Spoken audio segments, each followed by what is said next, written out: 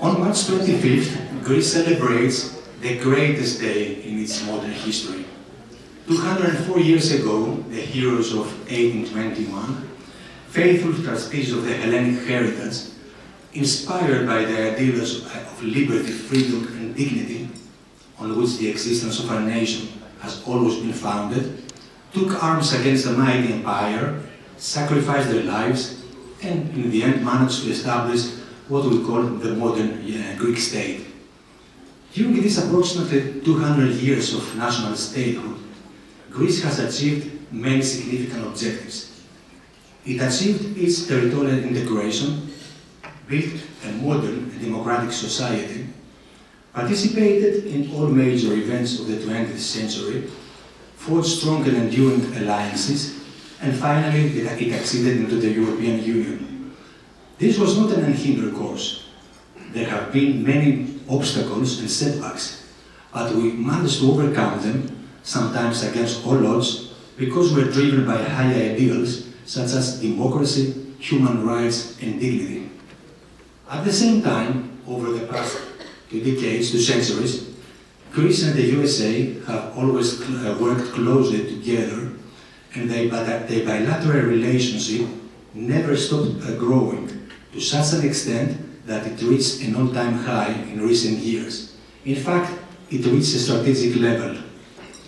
In this respect, the Department of State issued a statement on January 20, 2025 on the bilateral relationship between Greece and the US, stating that Greece is a close partner and key NATO ally with which the United States shares a deep and abiding security partnership. Its commitment to the alliance and location at the crossroads of the Western Balkans, North Africa, the Middle East, and NATO's southeastern flank makes Greece a particularly important strategic ally. A few weeks later, on February 28, 2025, Secretary of State Marco Rubio met with his Greek counterpart, Foreign Minister Elias Neofytides, to discuss current affairs and the importance of the bilateral relationship between Greece and the US. Meeting with Foreign Minister Neofytides within the first few weeks of the new administration speaks to Secretary Rubio's commitment to further strengthen this relationship. According to the readout of the meeting, Secretary Rubio reaffirmed the strategic importance of the US-Greece partnership. The readout also stated that the United States applauds Greece's strong commitment to defense spending, and the Secretary welcomed Greece's presence on the UN Security Council for its 2025-2026 term. It further highlighted that the Secretary and Foreign Minister Neofytides also discussed Greece's leadership in regional energy projects and prospects for future cooperation. The updated Mutual Defense Cooperation Agreement is a powerful testament of the US-Greek strategic enduring partnership and the commitment of the two countries to promote peace and prosperity in the Eastern Mediterranean and beyond. This agreement has already proven its worth, as the US Armed Forces have been making extensive use of Greek military installations for various purposes. Nowhere is that more obvious than in Suda Bay on the island of Greece, the largest military naval base in the Eastern Mediterranean, and the only port that can accommodate aircraft carriers.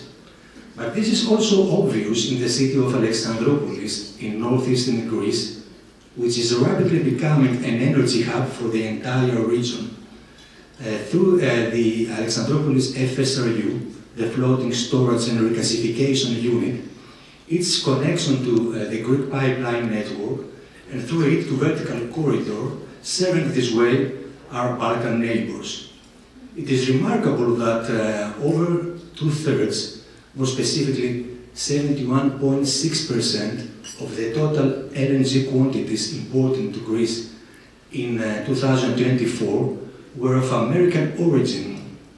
This trend is strengthened in the first months of 2025 due to the commencement of operation of the Alexandroupolis FSRU. Greek shipping companies dominate LNG transport, holding about 24% of the global LNG carriers fleet. 30% of the European market's LNG imports, LNG needs, are served by Greek-owned shipping companies. More than 25 Greek-owned shipping companies are listed on the US stock exchanges, more specifically on the New York Stock Exchange and Nasdaq. But the dynamic partnership, the thriving partnership of our two countries is not just limited to security and energy. Significant American investments are being made in Greece in high-tech sectors, such as the R&D centers of Pfizer and Chubb in Thessaloniki, while the country is becoming a hub for the development of data centers by American tech giants like Amazon Web Services, Google, and Microsoft. What American companies see in Greece is not just a country endowed with an advantageous geographical position and blessed with natural beauty that makes it a magnet for visitors from all over the world. They also see a dynamic economy which has overcome the difficulties and pathogens of the past and is supporting entrepreneurship and foreign investment. And a workforce of young, talented, well-educated Greeks who, after a decade of crisis, choose to remain in their homeland rather than emigrating.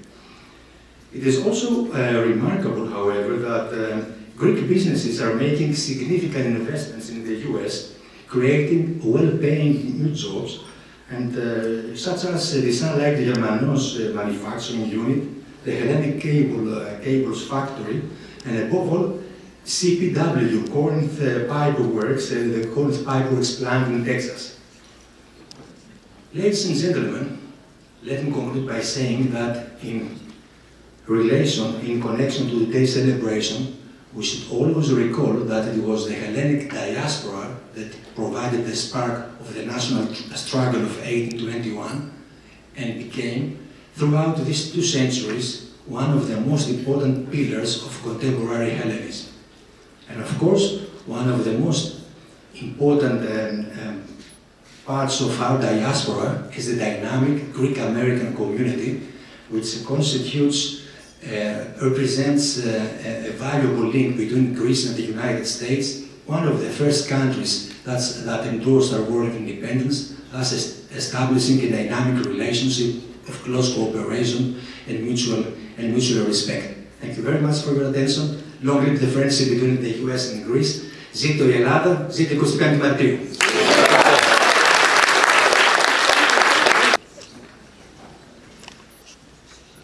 So good evening, everyone. Thank you so much, Lambros and your staff, for organizing this, and to all of you in the audience. So on behalf of the U.S. Department of State and the U.S. government, I congratulate the people of Greece and the nation of Greece as you celebrate your Independence Day. The United States and Greece share a democratic and intellectual heritage that strengthens our collaboration in many fields, including our robust economic and military cooperation. We welcome Greece's commitment to defense spending to modernize its armed forces, which strengthens our collective defense and deters threats in our shared security. The United States is proud to partner with Greece during its term as a member of the UN Security Council, where we are working together to address global challenges. American companies have increased their presence in Greece, and Greece has emerged as an important energy hub in the East Mediterranean. The U.S. has and will continue to support Greece's efforts in terms of diversifying its energy resources and enhance energy security, including projects like the Trans-Adriatic Pipeline. But beyond military and economic cooperation that Lambros has already eloquently expressed in his speech, the foundation of our close ties is the strong cultural and family bonds between our two peoples, including the vibrant Greek diaspora community. Tonight, We also celebrate Greek Americans who made valuable contributions to our local communities here in Houston and Texas and throughout the United States. Greek culture enriches our American diversity, as seen in the many Greek festivals celebrated throughout Texas, and Greek Orthodox churches playing a significant role in preserving Greek heritage. From the wonderful Greek cuisine, who doesn't like to eat, right? To the modern Olympic Games, Greek culture has resonated deeply in American society. I want to take this moment to personally thank you, Lambros, for your leadership and for your staff in terms of leading the concert here. We've always had a great working relationship, and I continue to enjoy working with you. So in closing, I again send my best wishes to the Greek people and her nation as we mark this important occasion. The United States values our bilateral relationship and looks forward to many more years of building on our partnership. Thank you. Thank you. Good evening. My name is Tony Jenkins, the Consular Relations Manager for the Mayor's Office. I am honored to be here on behalf of Mayor John Whitmire and the City of Houston. Mayor Whitmire couldn't join us this evening, but he sends his best wishes for this important occasion. This day commemorates Greece's Declaration of Independence in 1821, marking the beginning of its fight for freedom after centuries of Ottoman rule. It is a celebration of resilience, democracy, and national pride, and values that resonate deeply with the City of Houston. With that, I am honored to present the proclamation on behalf of Mayor John Whitmire. Committee for Houston. Please join me in welcoming Mr. David Simon.